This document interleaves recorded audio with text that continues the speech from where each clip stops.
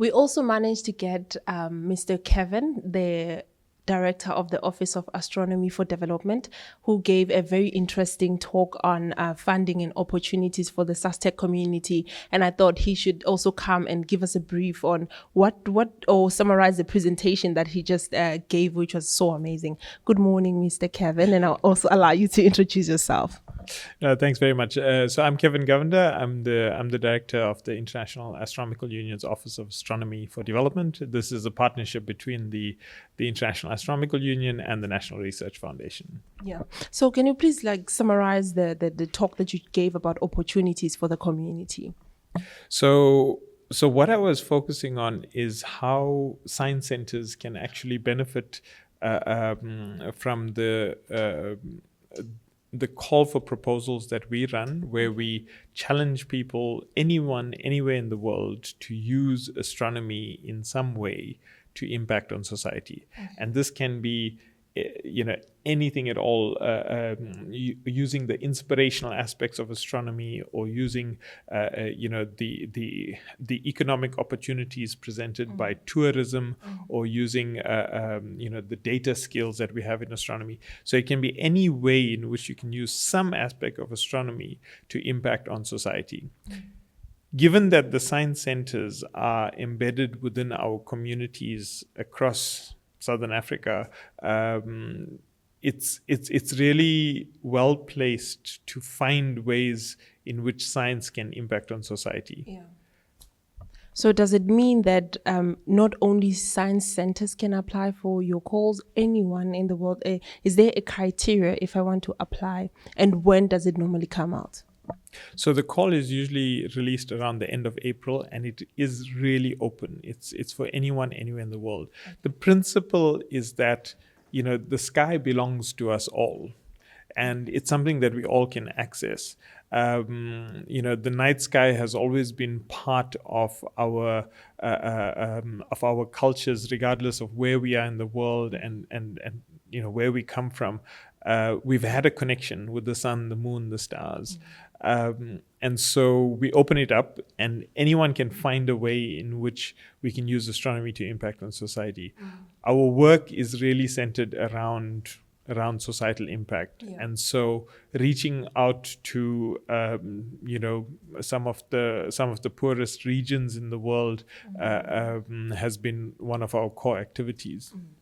Can I please ask, maybe you can give us examples that you guys have funded before, maybe individuals or schools or organizations, so that people can really get the part of anyone can actually apply for the call?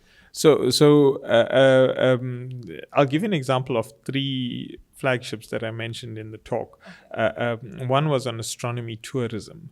Now, in astronomy tourism, we've had small communities involved in proposals, rural communities that want to use the night sky in their regions. Remember, rural areas have some of the best access to clear night skies. Yeah.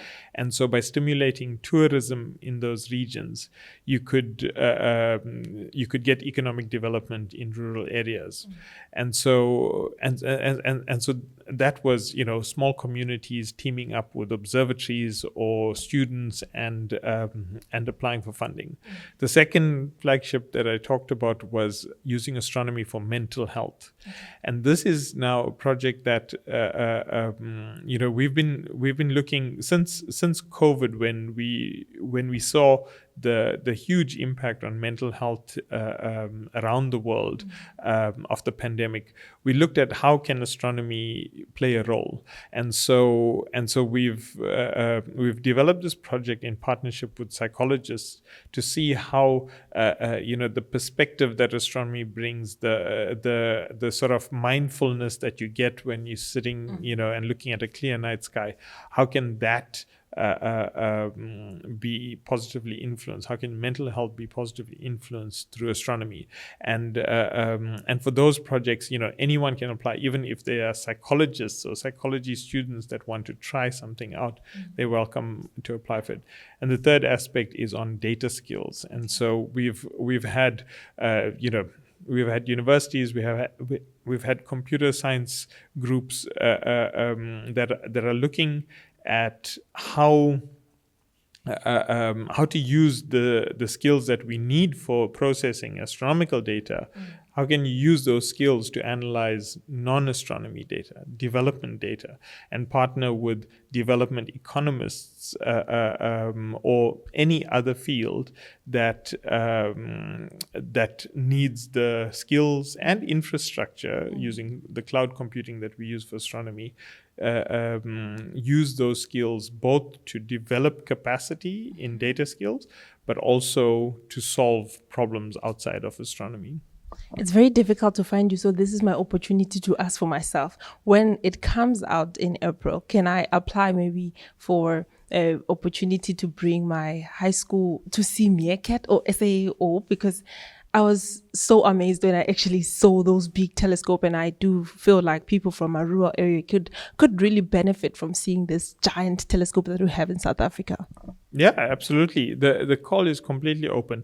The biggest criteria, if I can say it like that, is we need some aspect of astronomy to be involved in the project, and we need some aspect of development. And development is widespread. We aim at the Sustainable Development Goals, the United Nations Sustainable Development Goals, which is very broad and covers a wide range of things. So, you know, most projects that one can think of, if you're going to try to help your community, it will fit in somewhere. Okay, this is actually great. Before we close, is there any other thing that you'd like to add or highlight as the director?